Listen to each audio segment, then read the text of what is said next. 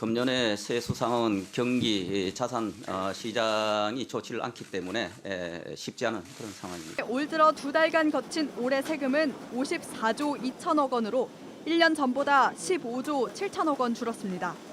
정부 관계자가 단군 이래 최대 감소폭이라 할 만큼 많이 줄었습니다.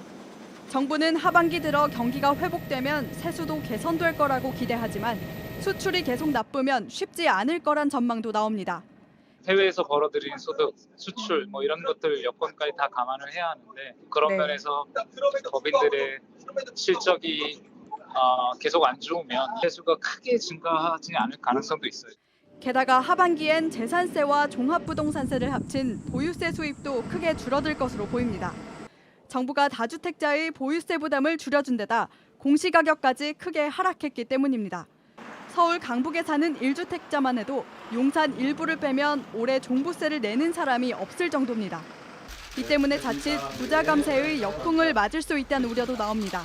JTBC 장서윤입니다. 올 들어 거치는 세금이 크게 줄자 정부가 비상카드를 꺼냈습니다. 자동차를 살 때 내는 개별 소비세를 5년 전에 낮췄었는데 다음 달부터 다시 원래대로 올리기로 한 겁니다. 이렇게 되면 어제 발표한 국산차 세금 인하 효과는 사라지는 셈입니다. 먼저 김지윤 기자입니다. 어제 나온 국세청의 보도자료입니다. 다음 달부터 국산차 역차별 논란을 해소해서 차값이 내려간다는 내용입니다. 세금을 부과하는 기준인 과세 표준이 현재보다 18% 떨어지는 건데 출고 비용에서 판매 이윤과 유통 비용을 빼고 수입차처럼 제조 비용에만 과세한다는 겁니다. 그런데 하루 만인 오늘 이런 효과를 무색하게 만드는 발표가 기획재정부에서 나왔습니다. 소비를 살리기 위해 2018년부터 5년째 3.5%로 낮췄던 개별 소비세의 세율을 다음 달부턴 원래대로 5%로 올리겠다는 겁니다. 출고 가격이 4,200만 원인 그랜저의 경우 세금 부과 기준이 낮아진 효과만 따지면 세금 54만 원이 내려야 하지만 세율이 오르면서 오히려 세금은 36만 원 더 올랐습니다. 올 들어 세수가 크게 부족해지자 결국 세율을 올리기로 한 것으로 보입니다. 하지만 내린다는 정책을 낸 지 하루 만에 다시 올리는 정책을 낸 건 소비자를 우롱한 게 아니냐는 지적이 나옵니다. 세금이 오르면 차를 사는 게 부담될 거란 의견도 있습니다. 좀 더 부담스럽게 느껴지고요. 가뜩이나 자동차는 이제 계속 돈이 나가는 자산이니까 미루던 게 있었는데 확실히 좀 더 미루어야겠다는 생각이 지금도 좀 드네요. JTBC 김지윤입니다. 네, 그럼 올해 세금이 얼마나 덜 거쳤을까요? 4월까지 거친 세금은 작년보다 20%나 적습니다.